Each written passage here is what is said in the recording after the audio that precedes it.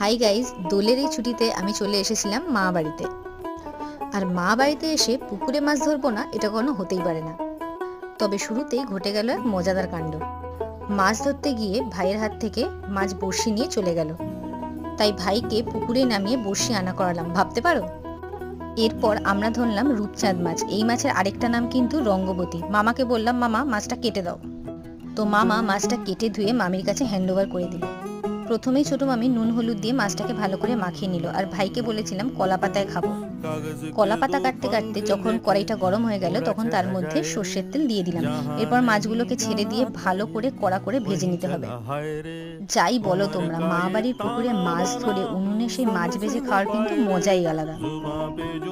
মাছ ভাজা একদম রেডি। আমি আগে কখনো রূপচাঁদ মাছ খাইনি, আমার কিন্তু খেয়ে দারুণ লাগলো, আর ভাইয়েরও অনেক ভালো লেগেছে।